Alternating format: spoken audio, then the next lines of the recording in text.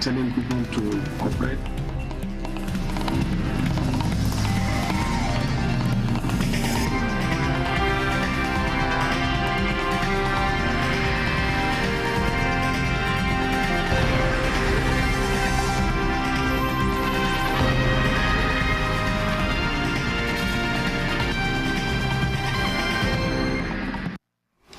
Hello and welcome. This is the news at 10 on NTN News 24. We are live in Abuja. I am Minna Daniels. The headlines. State-of-the-art facilities at Abuja Airport. Travelers enthused with the level of organization.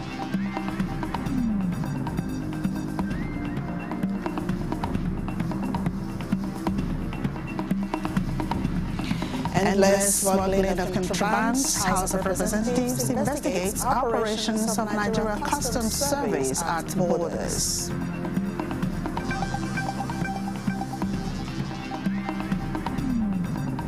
Nigeria targets mega fund generation from blue economy through alignment with Africa's Agenda 2063.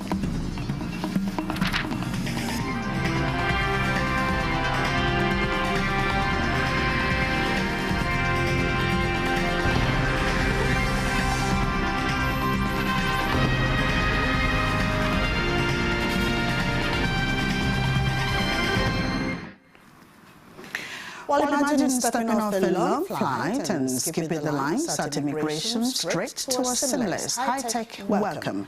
That's the reality now at the Nnamdi Azikiwe International Airport in Abuja, where Nigeria has joined the League of Nations embracing electronic gates at the air borders. Victor Azul takes us inside this new chapter of travel convenience.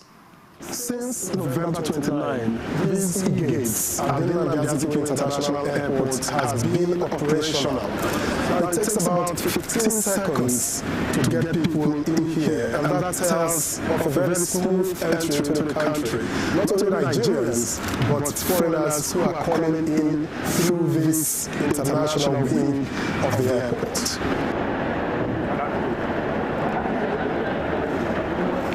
This is very impressive, like in Nigeria, and I think it's a good step showing that we're moving forward as a country.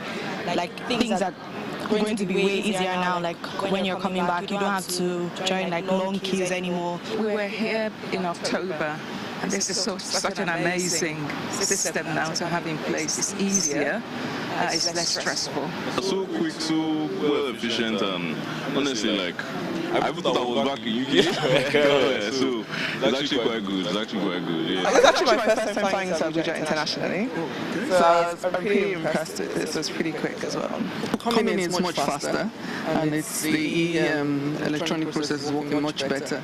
So it's not like before we have to wait for the physical or the manual part. This is quite straightforward, and so those who can use it, we just use it and come in. I've been to Abuja in the last 10-15 years. I'm really impressed with what I have seen here. And I do hope that the government can sustain exactly what's been done here, yeah, and the resources you put in place. I'm arriving from Houston, Texas, transited in London Heathrow. I'm coming here. This is not only a welcoming surprise, but it's a very wonderful one. I commend the Nigerian Airport Authority. I commend the current administration for making this improvement. Though the network is a little bit slow, but it's a work in progress. This flight just landed a few moments ago, and seeing the number of people already out here is testament to the smoothness of their entry using the e-gates. It's not what it used to be. And that talks about the experience that you get in the developed countries of the world coming right here to Nigeria. From the Nnamdi Azikiwe International Airport, I am Victor Azul. An interesting comment, and yes, Victor is right here with us in the studio to give us more insight into the upgrade of the facility at the Nnamdi International Airport. Good to have you join us, Victor. Thank you. All right, you were there on our first hand to witness the situation at the airport. Would you share your experience with us? Well, my experience is not going to be exactly the same as the experience of those who were coming in, because ours was observatory. But what I did see was that unlike the last time I traveled sometime last year, and you had to do the queues, immigration will check and all of that. So all of those have disappeared. You just have to scan your passport. There are 2 points within that machine. You scan your passport first, you step forward a bit, and then you scan your face. In other words, they get to know who is coming into the country, both by passport and by face. And the most important of it is that it is seamless and timely. 15 seconds, well, maybe between 15 and 20, because in being scanned, your face has to align with the camera, so you look straight into the camera. If you're not getting that, you have to stand at a particular marked spot, and if you are coming in for the first time, you have to scan a particular page, the photo page of your passport. So once all of these check, 15 seconds, 16, 17, 20, you are done and out. I'm not sure that manually you could do that in record time. What some of the guests or the last speaker there didn't say is that it is a Nigerian Immigration Service project domiciled in the airport, which also makes the Ministry of Aviation and Aerospace a part of it. Only recently, when the President inaugurated the Command and Control Center that connects all of these airports, was the Minister of Aviation saying that it's a project of synergy. It's been a project ongoing for like 18 years, but disagreements between the Ministry of Aviation and the Ministry of Interior stalled it for so long. But coming in, the Minister of Aviation, the Minister of Interior both came together and said, look, this will benefit Nigeria, we have to get it running, and that is what we see. And it's not only Abuja, it's been installed at all 5 international airports within the country. Abuja has 8, Lagos has 12, both are operational, they are working at the moment. Others are being installed, 4 in Kano, 4 in Enugu, and 4 in Port Harcourt. And so it's an experience that every Nigerian who does international travels will get to experience over time.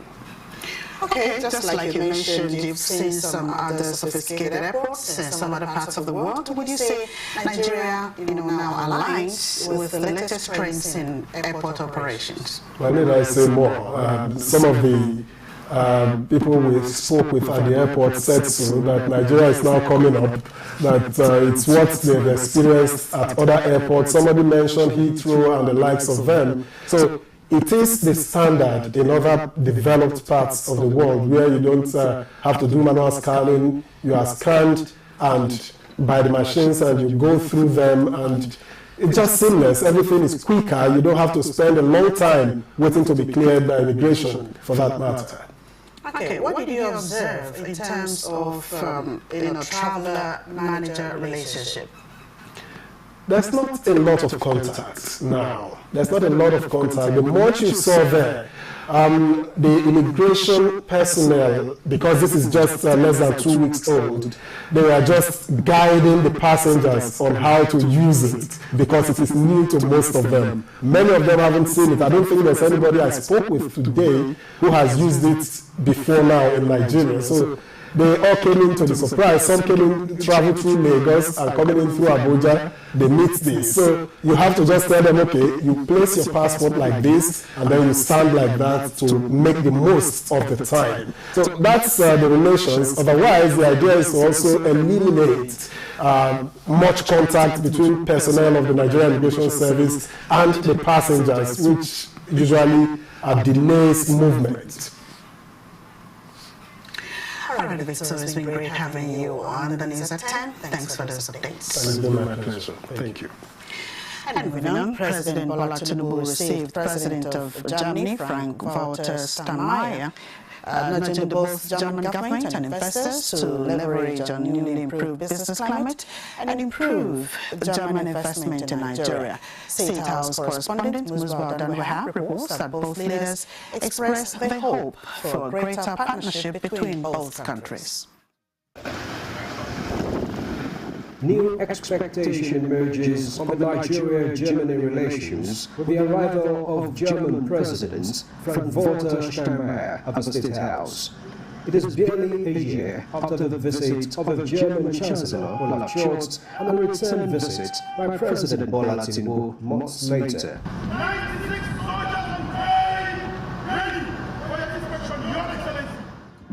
After the warm reception by President Tinubu, the Presidential Gas Brigade did the honors with parades and inspection.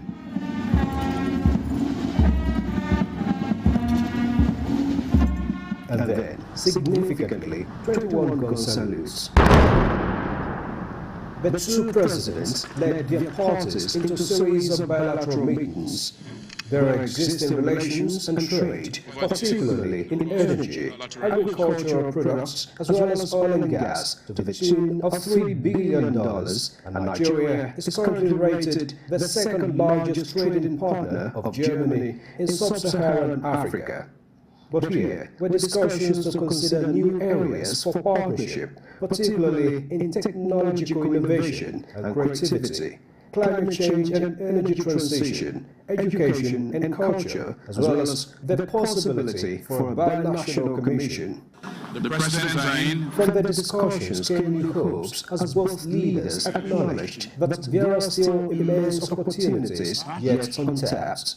And President Bola Tinubu equally recognizes the readiness of the two countries' business community to partner more, and says they can now leverage on the improved business climate occasioned by his administration's reforms. We have an open door policy, easy of entry, easy of exit. What I mean by that, there's no longer a bureaucracy in establishing your business venture here. We have tax reforms that is private sector friendly. We have import duty waivers for machinery. We have so many other incentives that will help establish private businesses.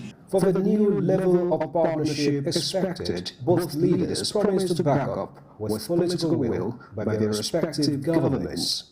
We have the population that's market friendly. We have an industrial plan that is anxious for establishment of assembly plants. We equally have solid mineral on the immense proportion that we can harness to attract German businesses and partner for progress. We promised each other that we both, with our opportunities, and the governments on both sides will do everything in our power to promote political and cultural ties and also promote and intensify people-to-people contacts. The German head of state, however, commended President Tinubu as ECOWAS chairman for efforts to ensure peace and stability in the West African sub-region. You tried to contain the negative impacts of this, and you put in all your diplomatic efforts to stabilize regional cooperation and preserve regional cooperation, which is so important. In the end, no new bilateral agreement signed yet, but both presidents have agreed on working out new areas of collaboration for more rewarding partnership. From the State House, Musbah and Wahab, NT News. This is the news at 10. We have more reports right after the break.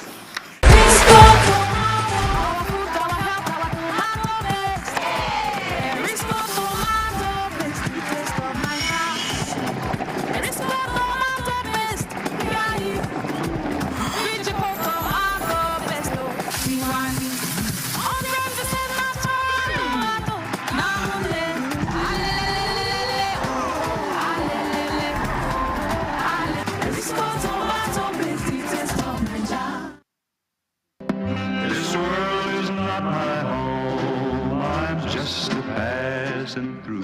The family of late Chief Peter Adebola Alo cordially invites you to the laying of Mrs. Eunice Olaito Alo, who slept in the Lord on November 13, 2024.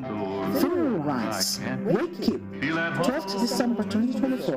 Venue number YA 117 Ibala Road, before Ilayo Church by the river. Time 4 p.m. Burial rites, 13th of December 2024.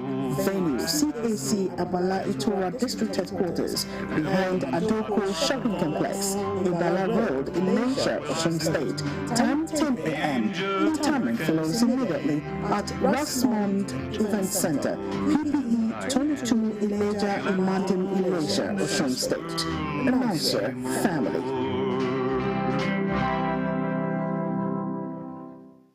As this year draws to a close, we would like to express our sincere gratitude for your continued support. From breaking news to heartwarming stories, we are committed to bringing you credible content and delivering captivating programs that keep you glued to your screens. Our team is committed to providing exceptional service to delight our clients. We say thank you to those who have supported us through the year, from government agencies to corporate clients, political parties, religious bodies, and, most importantly, our viewers. As we welcome the new year, we look ahead with a promise to bring you the best in broadcasting as we continue this journey with you. Seasons from all of us at NTA.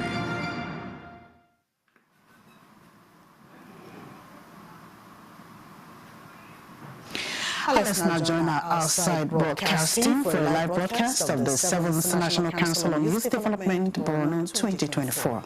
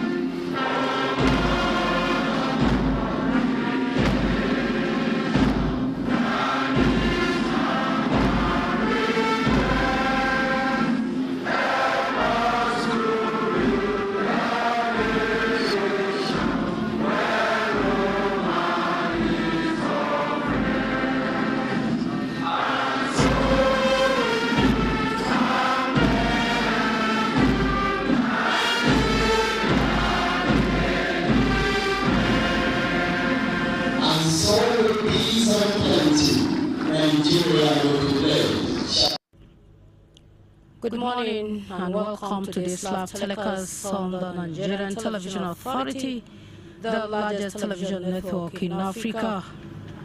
Reaching you from the multipurpose hall of Government House Maiduguri, where history is being made by the National Council on Youth Development Ceremony, NCYD, on the official opening ceremony of its 7th meeting, a significant event that has brought together commissioners, permanent secretaries, and youth representatives from across nation Nigeria to the heart of Borno State, here in Maiduguri. These young minds, full of aspirations and ideas,